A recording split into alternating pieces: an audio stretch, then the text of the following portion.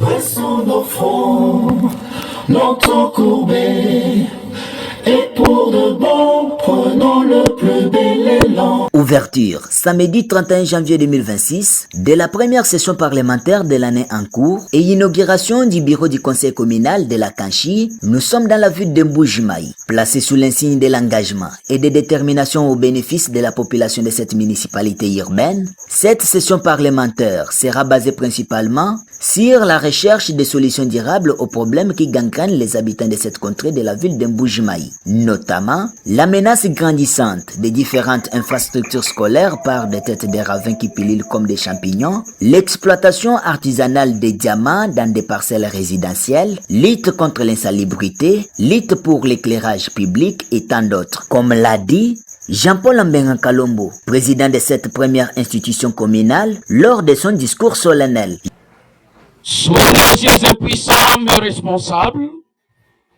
Le bâtiment de l'école primaire Toubondo et école primaire Saint-Léonard Toubondo dans le quartier Metamodaï, déjà clôturé par le ravin, et l'institut Kalenda Modichi dans le quartier Nyongolo est sur les points d'être enclôturé par des ravins en progression alarmante.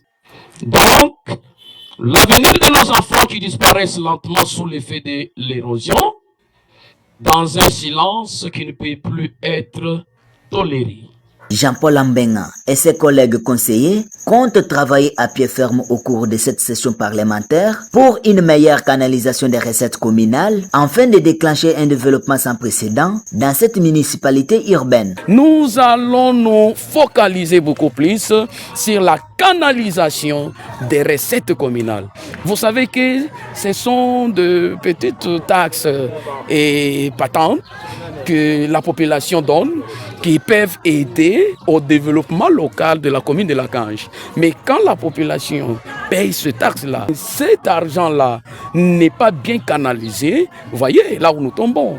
Présente pour la circonstance, Nadine Ngondo, bourgmestre de la commune de la Kanchi, a dans son adresse loué les efforts conjugués par les élus de sa commune pour l'obtention de ces beaux cadres qui leur permettra de tenir leurs réunions dans des conditions favorables avant de les inviter à la collaboration pour l'intérêt général de la population de sa juridiction. La cérémonie s'est clôturée par la coupure du ruban symbolique et visite de ce nouveau cadre de travail des élus de la Kanchi par la bourgmestre accompagnée de différentes personnalités politico-administratives de la place.